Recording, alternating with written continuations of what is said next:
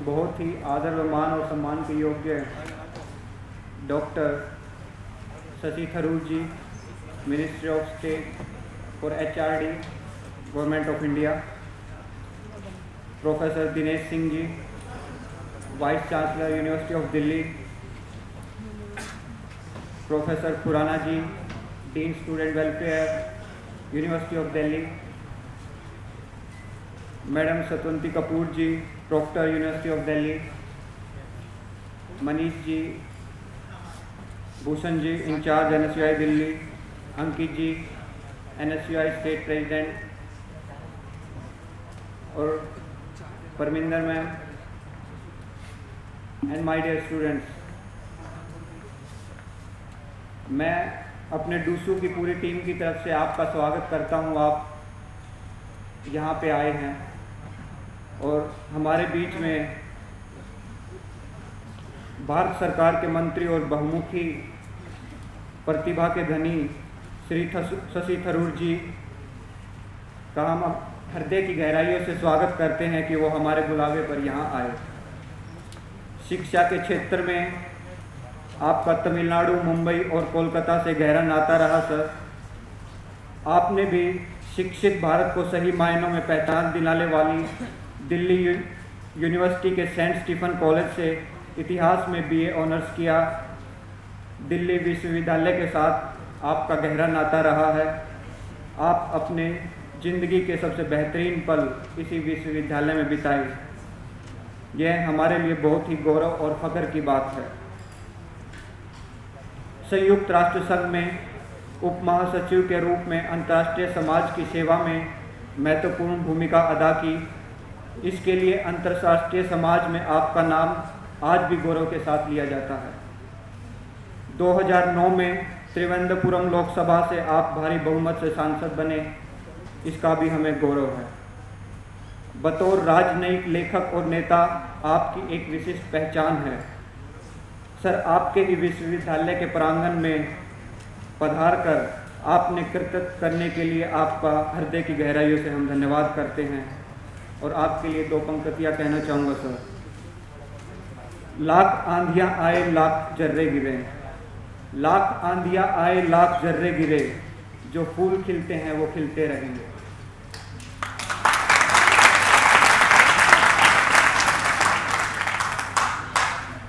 गांधी जी ने एक बात कही थी कि लोग मुट्ठी भर ही क्यों ना हो, लेकिन कर्तव्यवान हो, निष्ठावान हो तो दुनिया बदल सकते हैं।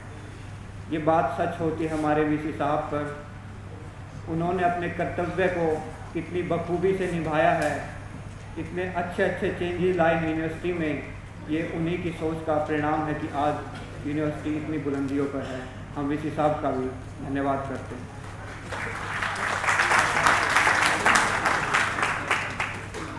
मैं आमंत्रित करना चाहूँगा अंकित डेढ़ा जी को, वो बुके देकर हमारे चीफ गेस्ट शशि थरूर जी का स्वागत करें।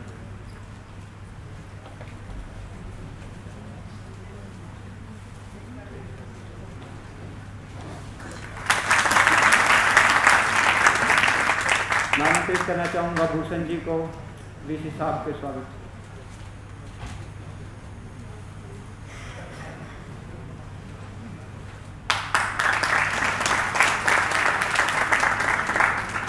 Varun Khari, vice president DUSU, professor Khurana ji का स्वागत।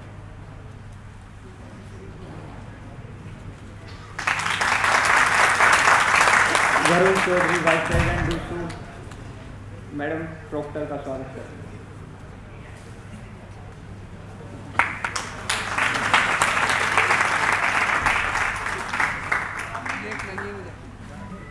देखिए दोस्तों, ये विद्यार्थी पंचायत जो है, इसका ये किसने स्टार्ट की थी, मैं उनको बुलाना चाहूँगा।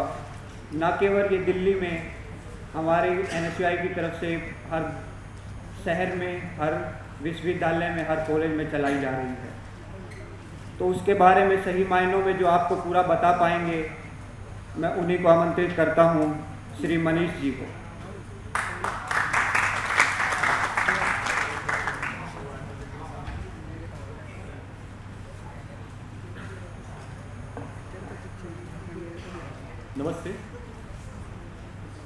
इस विद्यार्थी पंचायत में उपस्थित माननीय मंत्री जी,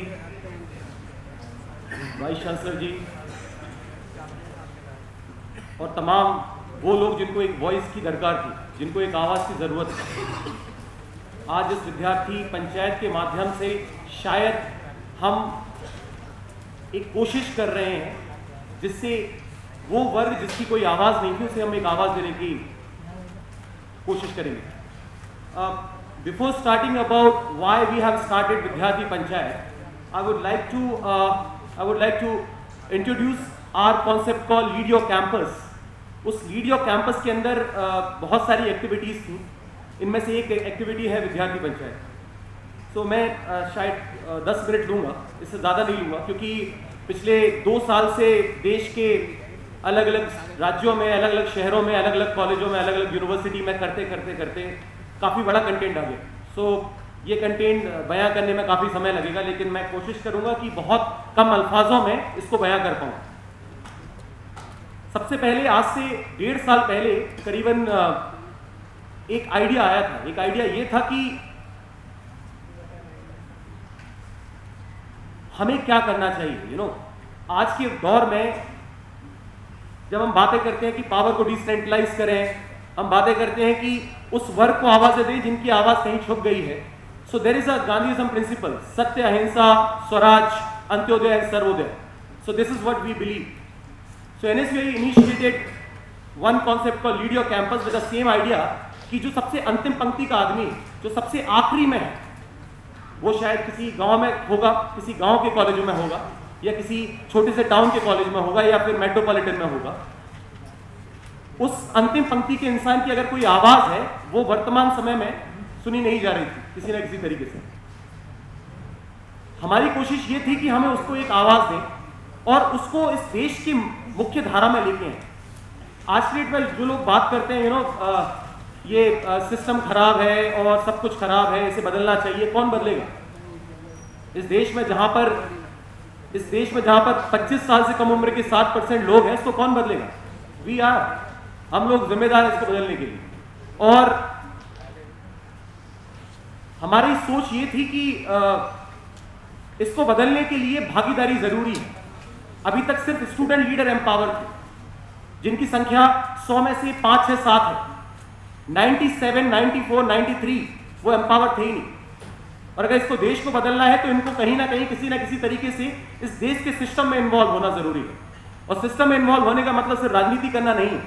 सिस्टम में इन्वॉल्व होने का मतलब है कि आपके अंदर वो हक वाला फैक्टर आना चाहिए, आपके अंदर इग्नोरेंस वाला एटीट्यूड खत्म होना चाहिए। अगर आज आप यूनिवर्सिटी के बाहर जाते हैं, किसी कॉलेज के बाहर जाते हैं, और अगर आपके कॉलेज के गेट पे पानी भरा हुआ है तो आप ईंटें ना रख के उस पे से निकल रहे हैं, दिस इज करेंट एटीट्यूड।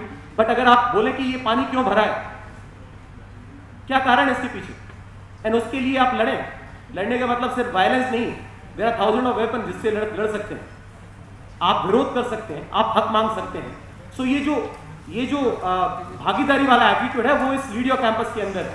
सो इसके अंदर एक प्राइमरी ऑब्जेक्ट ये था कि एजेंट ऑफ चेंज लेके आना है। ऐसे हजारों एजेंट जिनके अंदर बदलाव की क्षमता है, उनको मुख्य धारा में लेके आना है।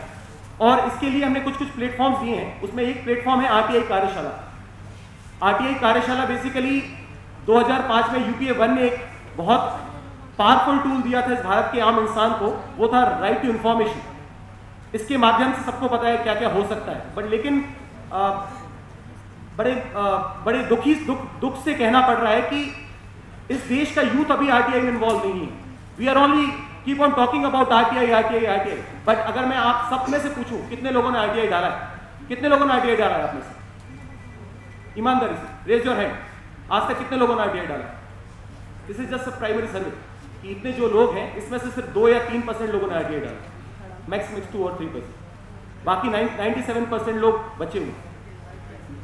तो ये जो बड़े लेवल की बातें होती हैं, करप्शन और भ्रष्टाचार, व्हाटएवर, आई थिंक सो इसका सॉल्यूशन तो मैं इतना लायक नहीं हूँ कि कोई बड़ा सॉल्यूशन बता पाऊँ, लेकिन मैं एक चीज़ बता सकता हूँ कि ये जिस दिन आप ये पावरफुल टूल सीख गए तो आप सिस्टम में भागीदारी करना शुरू कर दोगे। आपके अंदर जो इग्नोरेंस वाला एटीट्यूड है वो खत्म हो जाएगा। आप क्वेश्चन पूछोगे, you have right to ask. So what happened with the help of Lead Your Campus project with NSUI, we started this RTI कार्यशाला all across the country, all these states. And last 6 महीने में इस देश की 1 lakh more than 1 lakh student learn RTI, और ये 1 लाख लोग RTI activist बने from 14 different states. और ये श्रृंखला भी चलेगी और काफी लंबी चलेगी। और उद्देश्य ये है कि कम से कम हर एक इंसान, हर एक यूथ को RTI सिखा सके। अगर उसको यूज करना है तो करेगा और नहीं करना तो नहीं करेगा। But what is our duty is to empower an individual, that we are doing. Then the second thing which we are doing with the help of video campus is budget online. The concept behind the budget online is कि being a student I have right to know कि कितना सरकार मेरी university में पैसा दे रही है और यूनिवर्सिटी प्रशासन उसको किस तरीके से यूज कर रहा है, किस तरीके से उपयोग कर रहा है। क्योंकि ये दौर जो है वो पारदर्शिता का दौर है और हर इंसान चाहता है कि वो पारदर्शी बने और देश का सिस्टम पारदर्शी बने। और इसकी लय पे एनएसयूआई ने सेम 1.5 साल पहले यही कॉन्सेप्ट शुरुआत किया लीडियो कैंपस के माध्यम से, दैट हर यूनिवर्सिटी को, हर कॉलेज को जहां पर ऑलरेडी उनका वेबसाइट है, they should publish its annual budget on their website. And as per the RTI section 4 also, 2005 में जो आरटीआई में सेक्शन 4 बोलता है वो ये बोलता है कि जितने भी पब्लिक सेक्टर्स हैं उन सबको अपनी पब्लिक इंफॉर्मेशन को, जिसमें बजट भी आता है, उसको आपको 6 महीने के अंदर पब्लिश करना था। बट अभी तक बहुत सारी जगह हुआ है, बहुत सारी जगह नहीं हुआ। बट प्राउडली से कि Delhi university was the first university जिसने अपना एनुअल बजट पब्लिश किया था इसकी वेबसाइट पे। उसके बाद from our initiative we piloted this project from Rajasthan university, और काफ़ी जद्दोजहद के बाद राजस्थान यूनिवर्सिटी ने अपना बजट पब्लिश किया। और वर्तमान में लास्ट 1.5 साल के एफर्ट्स के बाद इस देश की 38 यूनिवर्सिटी, जिसमें बहुत सारी सेंट्रल यूनिवर्सिटीज भी हैं, उन्होंने अपना एनुअल बजट पब्लिश किया है।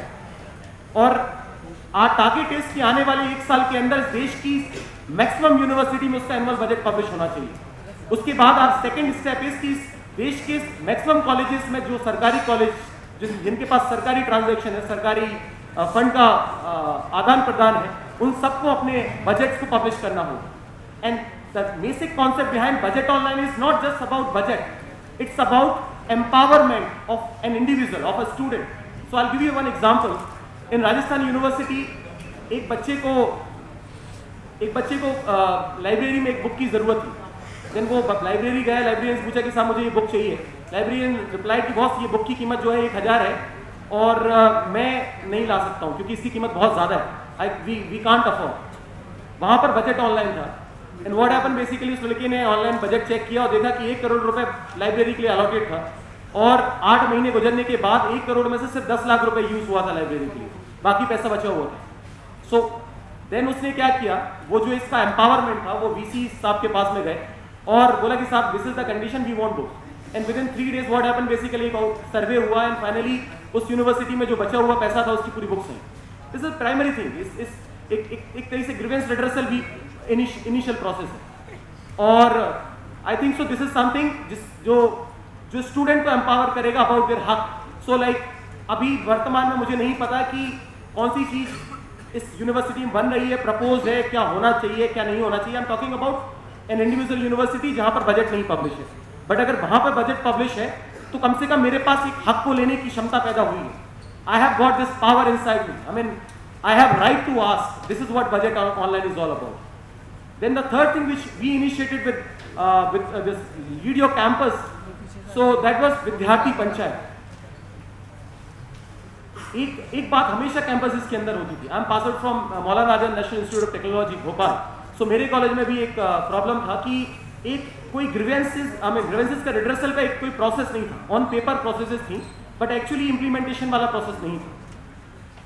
और ये प्रॉब्लम मैक्सिमम इस देश की कॉलेजेस में है, यूनिवर्सिटीज में है। और अगर आप जितना नीचे जाएंगे, सेंसेक्स दिल्ली, अगर आप जितना नीचे जाएंगे, आप बुंदेलखंड चले जाइए, झांसी चले जाइए, झांसी के नीचे ललितपुर चले जाइए, ललितपुर के अंदर एक कॉलेज होगा, उस कॉलेज में जाके आप पूछेंगे कि आपको कोई प्रॉब्लम है क्या, उस स्टूडेंट को आभास ही नहीं है, उसको विदित ही नहीं है कि प्रॉब्लम का मतलब क्या होगा, क्योंकि उसके कैंपस की हालत वो जर्जर है।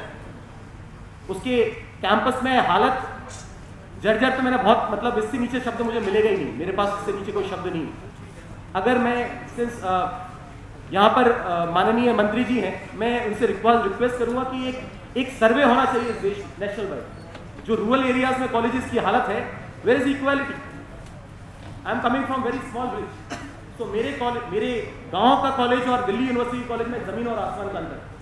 और जब हम बात करते हैं इक्वालिटी की, बात करते हैं अंतिम पंक्ति के आदमी को मुख्य धारा में लाने की, बात करते हैं गांधीज्म आइडियोलॉजी की, तो हमें यह भी देखना चाहिए कि जो उस गांव के अंदर कॉलेज है, उस कॉलेज के अंदर इंफ्रास्ट्रक्चर है, वो इंफ्रास्ट्रक्चर दिल्ली से मैच करता है कि नहीं करता।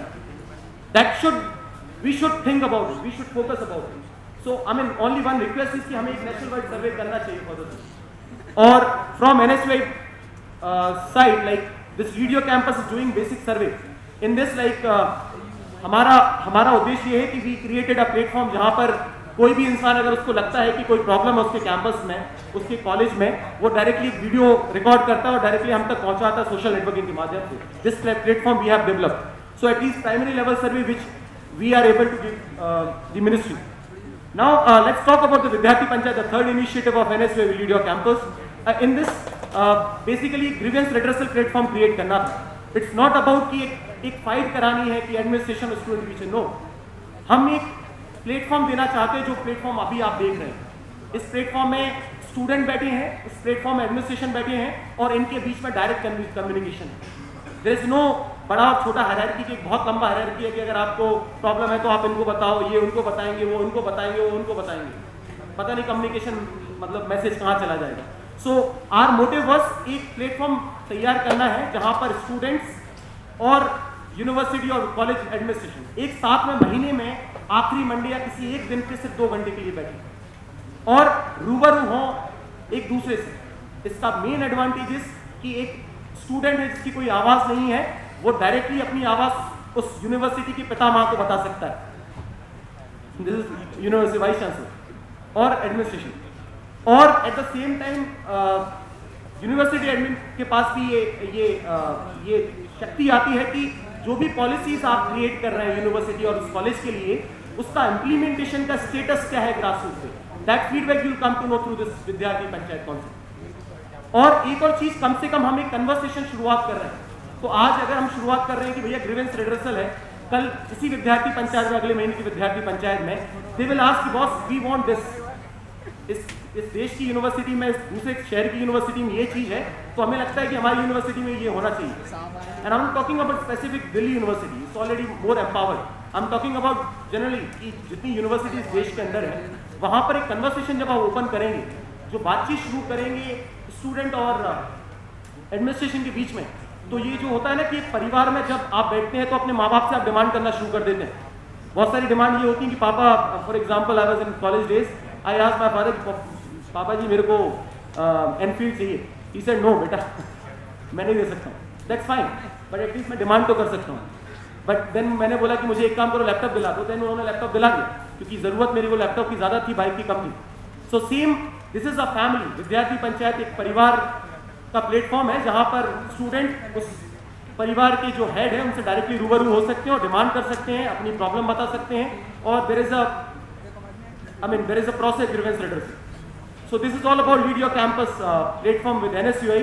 Till now इस देश की 32 यूनिवर्सिटीज के अंदर विद्यार्थी पंचायत हो रहा है और हर महीने कम से कम डायरेक्ट इनडायरेक्ट तरीके से विद्यार्थी पंचायत के माध्यम से 30 से 40 हज़ार स्टूडेंट्स की ग्रीवेंसेस को हम एड्रेस कर रहे हैं। और आर एम इज कि आने वाले समय में ये जो ग्रीवेंस रिड्रेसल का विद्यार्थी पंचायत प्लेटफॉर्म है,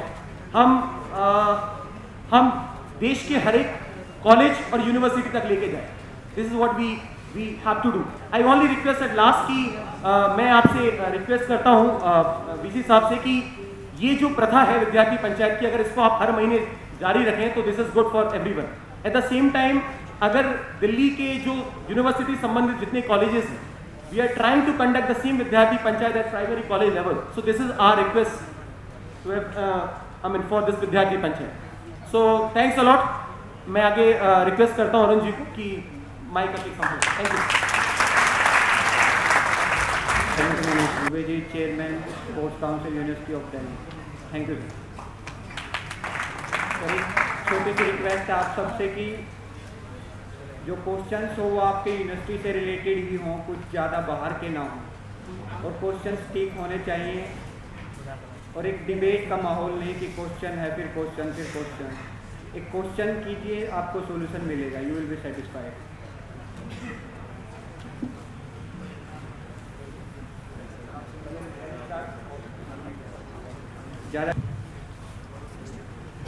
पहले तो मैं यहाँ हमारे guest of honour doctor Shashi Tharoor ji, minister of state for HRD, उनका स्टूडेंट्स के बीच में और उनकी प्रॉब्लम सुनने के लिए हार्दिक धन्यवाद करता हूँ।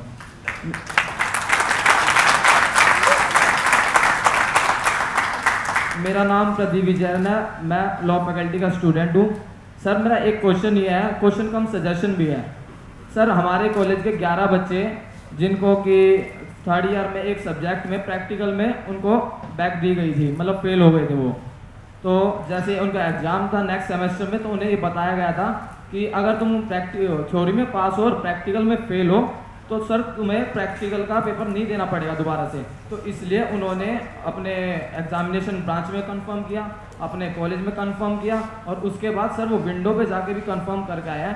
बट उनको ये बोला गया कि अगर तुम पास हो थ्योरी में और प्रैक्टिकल में नहीं हो तो प्रैक्टिकल का तुम्हें दोबारा नहीं देना। बट सर उसमें उनकी अब्सेंट लगाई गई थ्योरी पेपर में दोबारा से उन्होंने। तो सर वो 11 बच्चे आज भी 3 महीने से लगातार सर यूनिवर्सिटी के चक्कर काट रहे हैं।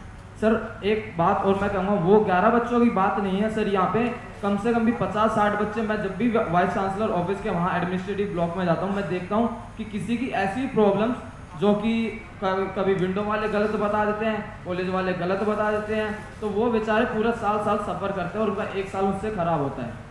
तो सर मेरा सजेशन यही है कि हो सकता है कि वो इन्फॉर्मेशन ठीक हो, बट क्या पता एडमिनिस्ट्रेटिव ऑफिस से या विंडो से गलत दी गई हो, तो उन्हें थोड़ा सा समझा के उन्हें बताया जाए कि बच्चे को गलत इन्फॉर्मेशन ना मिले। Thank you sir. मुझे माफ़ कीजिए, मुझे सर्दी खांसी है, so once in a while if I cough and sneeze, forgive me.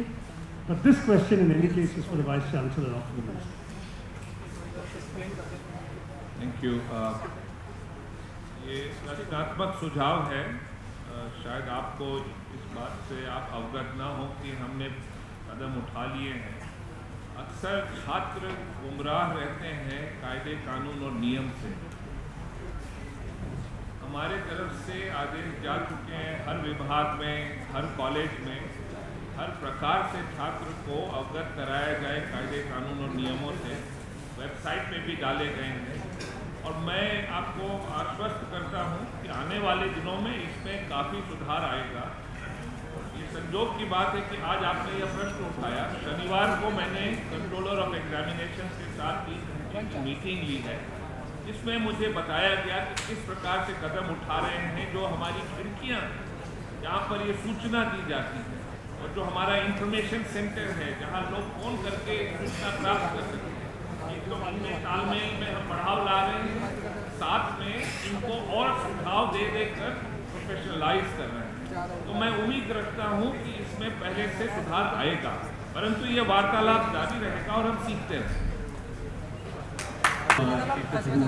You are my personal favorite, I would like to tell, since my school days before you joined Parliament. And among the MPs in sitting Parliament also, you are one of my favorites.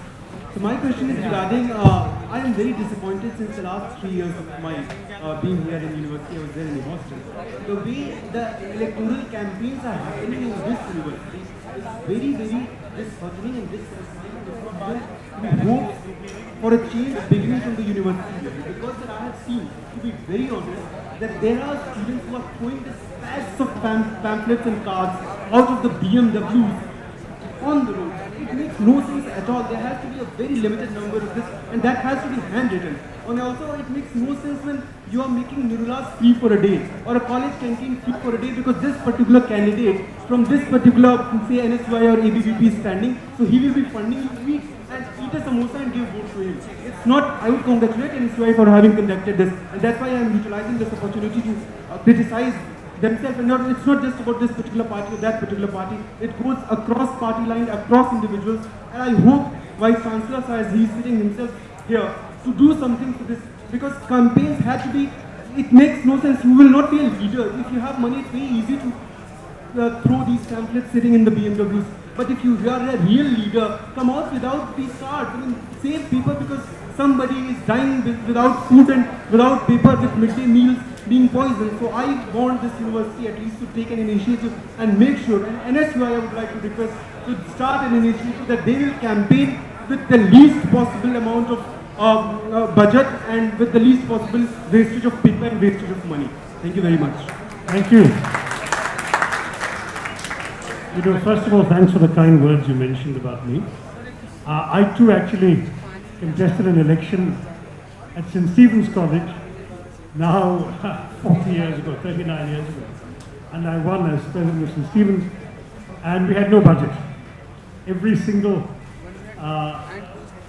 effort was made without expenditure, and it was all done entirely sort of by mouth-to-mouth campaigning, door-to-door campaigning.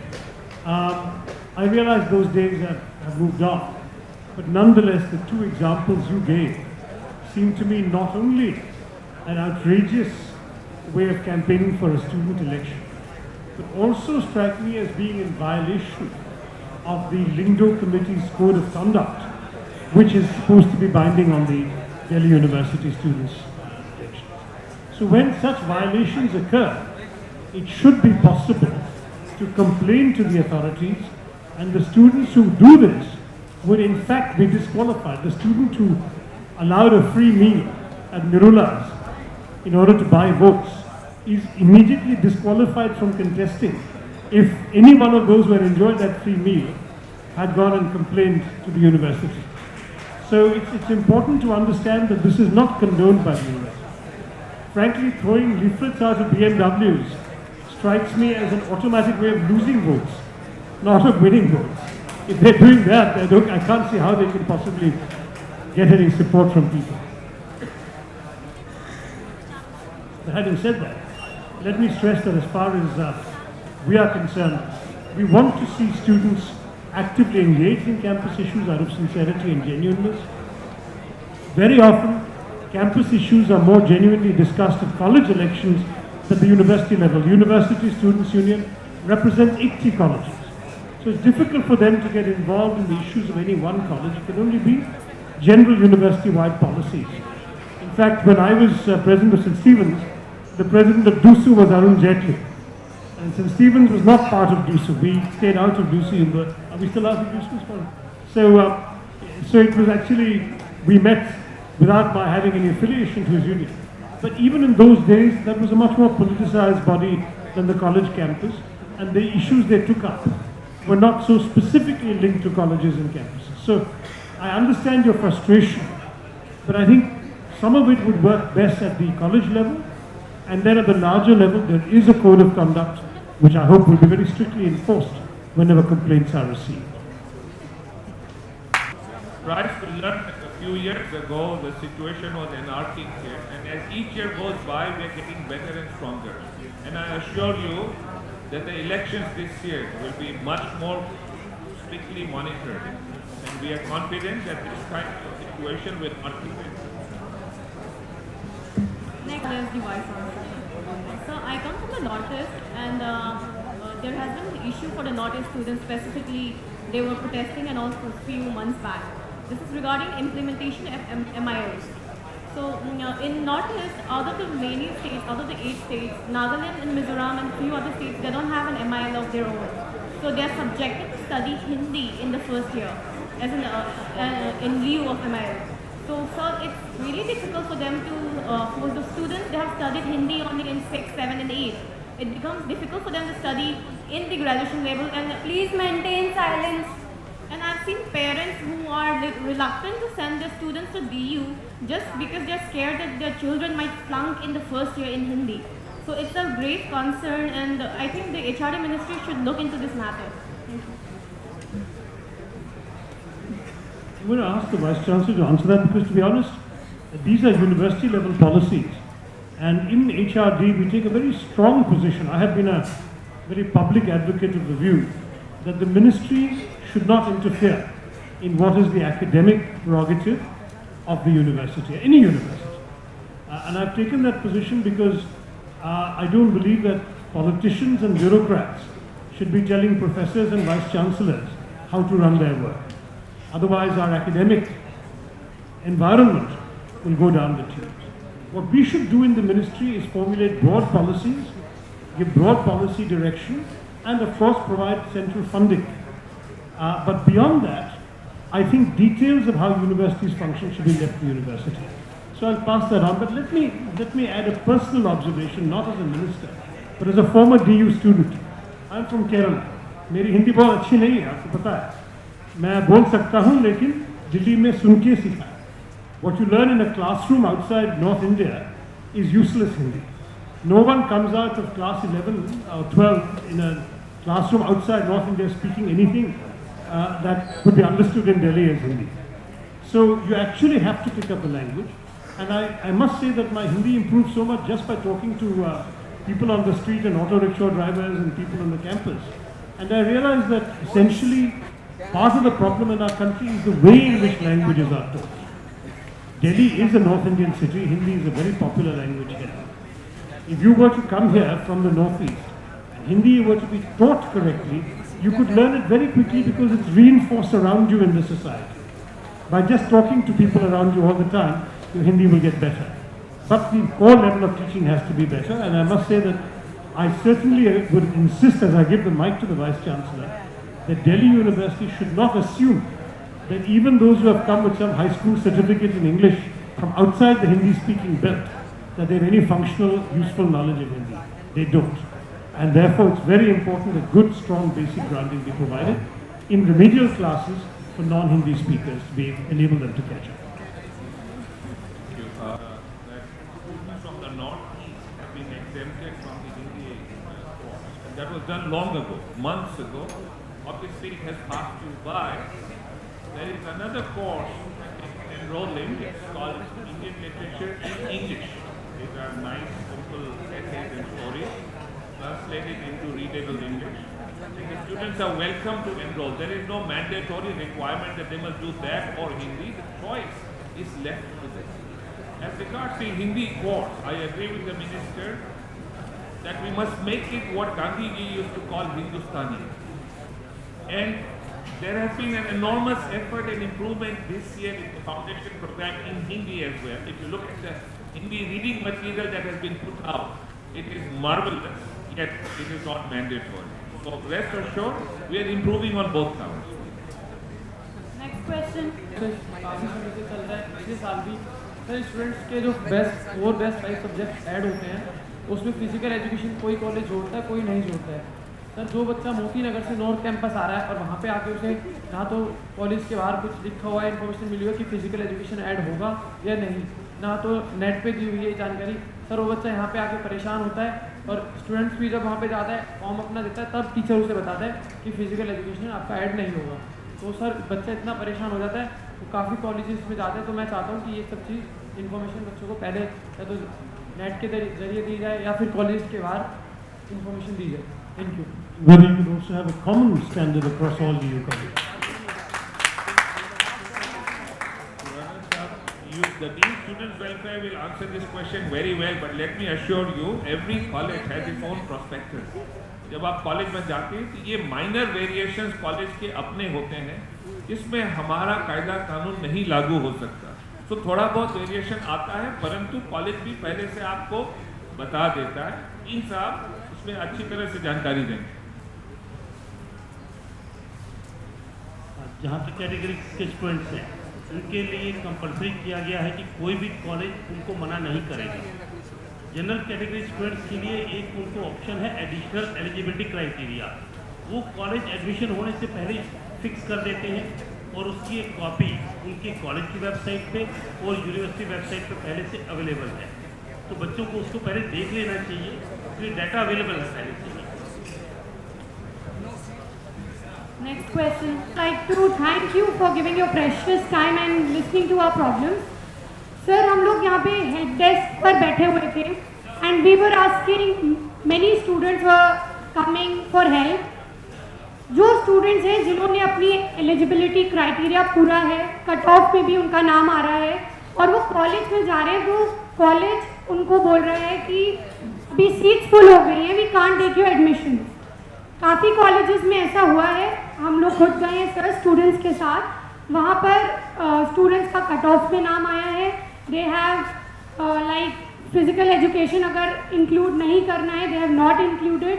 But the point is, they are not getting admissions in the college. So what do we tell to them that what should they do? In many colleges, this problem is coming कि मेरा cut off भी आ रहा है, दूर दूर से बच्चे आ रहे हैं, basic Haryana, UP, and they are coming here, they are living with their families over here, and they are not getting admission in spite of clearing everything, all the requirements. So what do we do? What can we do to help them?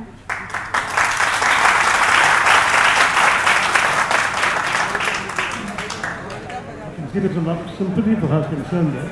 Come, Dilip. You know, I've heard about these complaints from 5 colleges out of a lot of about 65 odd colleges. And the university is setting up an inquiry committee to go into the matter. Now, we cannot directly intervene inside a college beyond a point, but we will inquire into the matter for 2 reasons. One, we want to make sure that it doesn't happen again.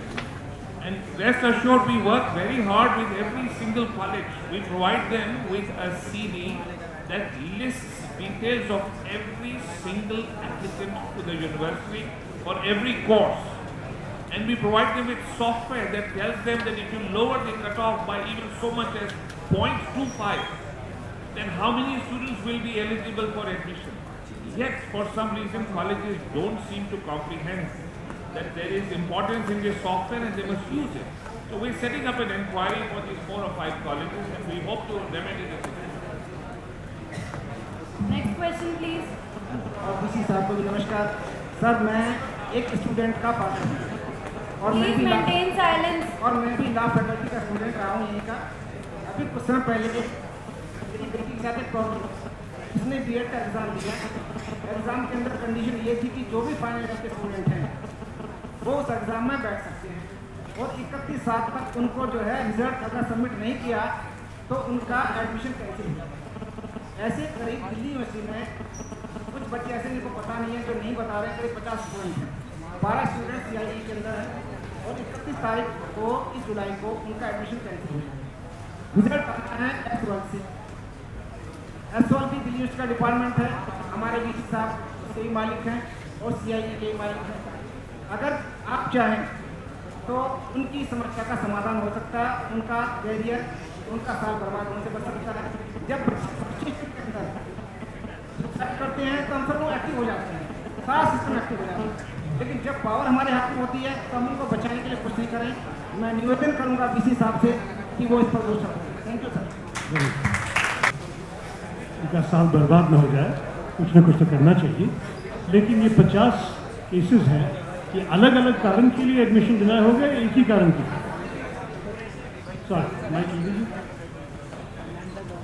Sir, अधिकतर बच्चे जो है वो हैं जो S1 के student हैं जिनका फाइनल ईयर का इंग्लिश ऑनर्स का रिजल्ट आना बाकी है।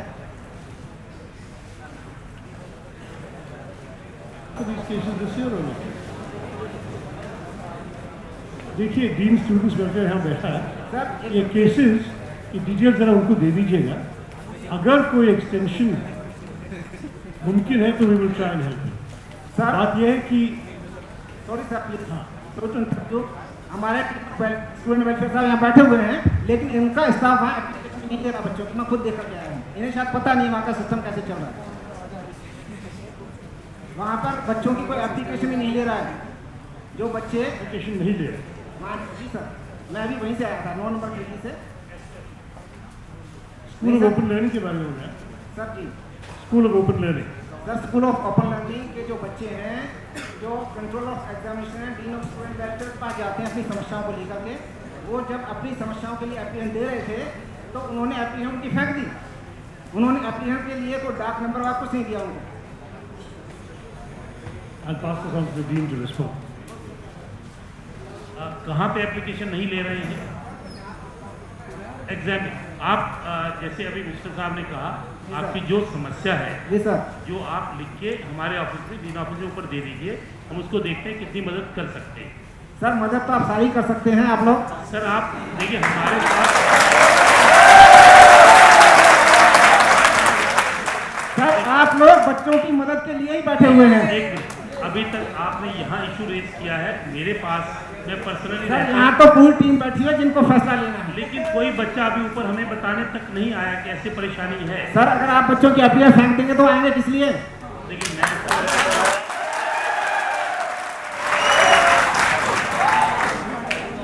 सर देखिए मेरी बेटी का एडमिशन हो या ना हो, लेकिन ये जाति और बच्चों के साथ बिल्कुल कंटिन्यू होना आप चाहिए। कम से कम एप्लीकेशन हमारे ऑफिस में दीजिए तो सही। Next question, please. आप आश्वस्त रहिए, I will personally look into the matter, मैं खुद देखूंगा।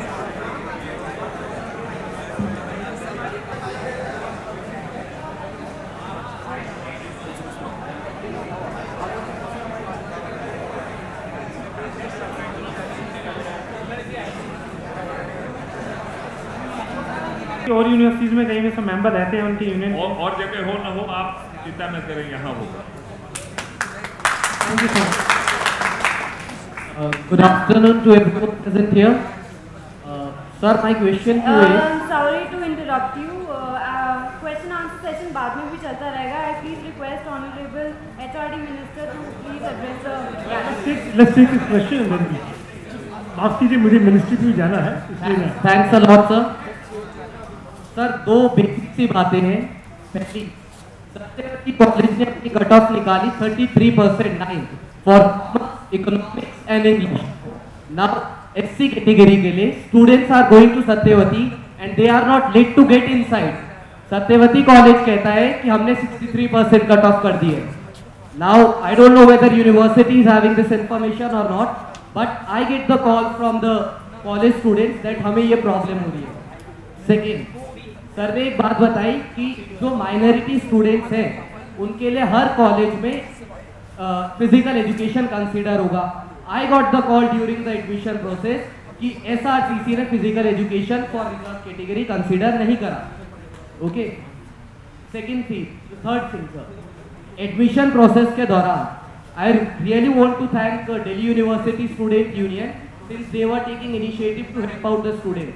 नाउ कॉलेज में अगर हम लोग जाते हैं हेल्प करने के लिए, वी आर डिनाइड कि आप कृपया करके कॉलेज के बाहर रहिए.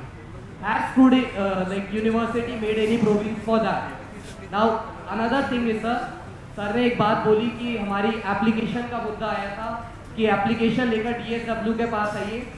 आमतौर पे कॉमन स्टूडेंट को DSW के अंदर आने ही नहीं दिया जाता. ये हकीकत बात है, मैं खुद जाकर स्टूडेंट्स को लेकर आया हूँ. It has happened. Sir, I came to Khurana sir asking him कि sports का एक क्वेश्चन था. He asked me to go to the sports council. Now going to the sports council, they advised me to go to the DSW. इन सब समस्याओं के बीच में student की तो वो हालत हो जाती है कि he gets such and demoralized. वो कहता है 94 भी स्कोर करने के बाद I am nowhere starting. So sir, has student union or university made any provision? Another thing sir. अभी दूसू और DSW के इनिशिएटिव के बाद एक बहुत ही अच्छा स्टेप आया कि फर्स्ट और सेकेंड ईयर में जो बच्चे डिटेन हुए उनको आगे प्रमोट कर दिया गया. But they are a lot of experience. Last year it was inform कि आप लोग माइग्रेशन कर सकते हैं सेकेंड ईयर में. अब सारे स्टूडेंट्स अगर प्रमोट हो जाएंगे तो माइग्रेशन के लिए तो कॉलेज वैसे ही कहेगा कोई सीट नहीं बची. नाउ उन एक्सपीरियंस के लिए क्या कोई प्रोविजन बनाया गया ताकि उनकी जो इच्छाएं हैं एक अच्छे कॉलेज में पढ़ने की वो फुलफिल कर सकते. Thank you sir.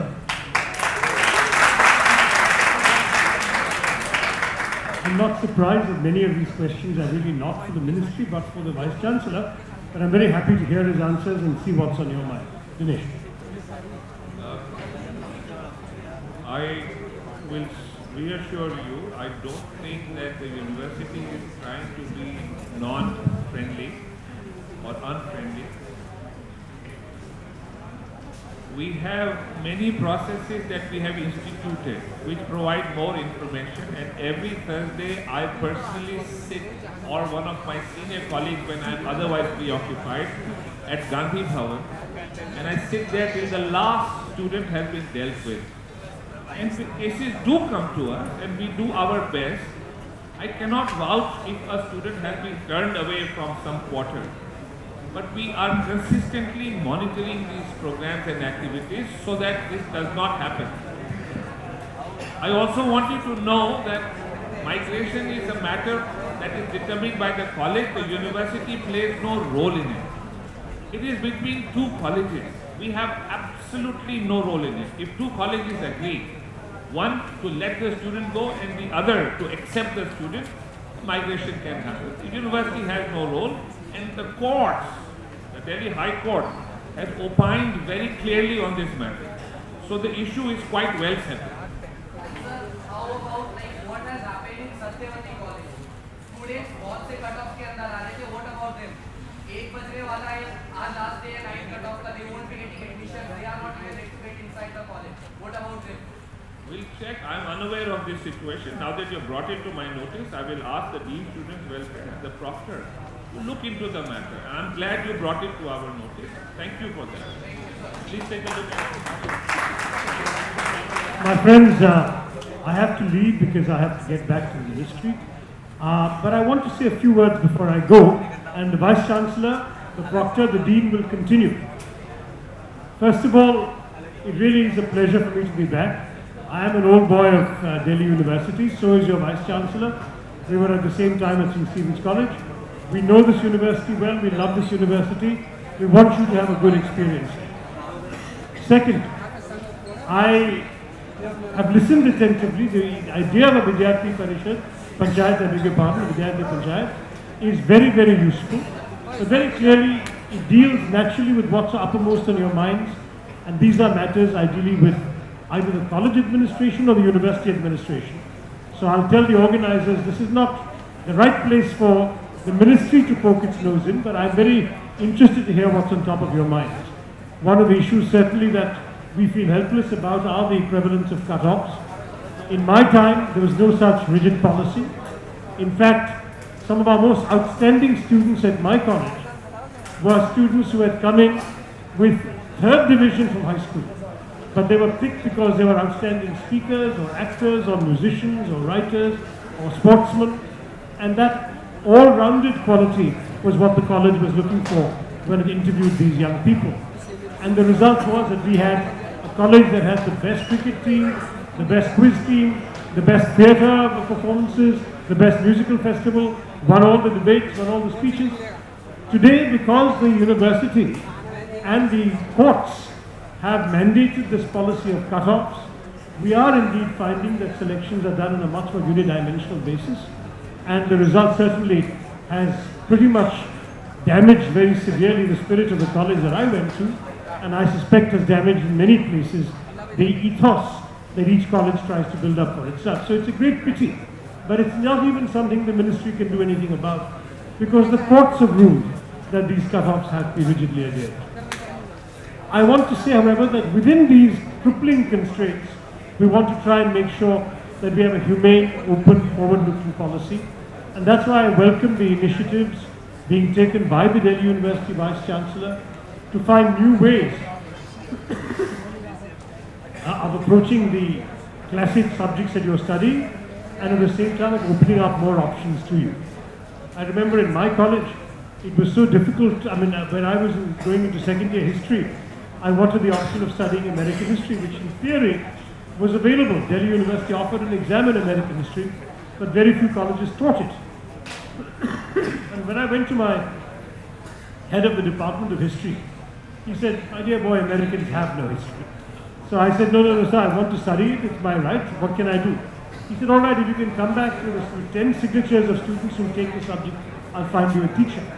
So I went around with all my fellow students and got 17 signatures, and then he had to keep his word and offer the course. But he had no teacher of American history. He got a poor professor who was coming back from having done a PhD in America on some other subject, in modern India or something. I said to him, "My America se aaya ho, to American history padha rahe." So he was made, but the result is that the course was offered, and now I'm happy to say that 41 years later the course is still being offered, and it was a purely student initiative on my part to get this done. These are the kinds of things where students getting engaged with the academic opportunities available to them becomes very important. And in the case of the new 4-year program, particularly those of you who are just entering this year, you should really make an effort to give your input, to see from your own experience how things are going, because we really want this to be one of the most sought after courses in the country. for undergraduates to want to take. So what's your experience? You should try and convey that to the student representatives who are here and also to the university administration who are here. Finally, I just want to say you all represent not just the future of India but the present. You are already the majority. 65% of our country is under 35. 560 million, 56 crores are under 25.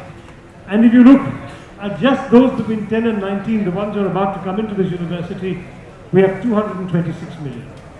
So this is a young country. Unfortunately, we have the world's biggest gap between the average age of the population and the average age of the cabinet. In India, it is 28 is the average age of the population. 65 was the average age of the cabinet, but I think it's gone up after the last reshuffle. So we are looking at a country where there is perhaps a feeling that young people don't have enough of an opportunity to express their voice and give leadership. And this is why this Vidyarthi Panchayat is such a good idea. I want to congratulate NSUI and DUSU for having organized it and brought you all together. And I hope that it will be the first of many such gatherings involving the university leadership. Let me say too that I have no doubt that if we can get our education system right, if all of you can have the kind of education that India should be able to provide you, then the future of our country is very bright.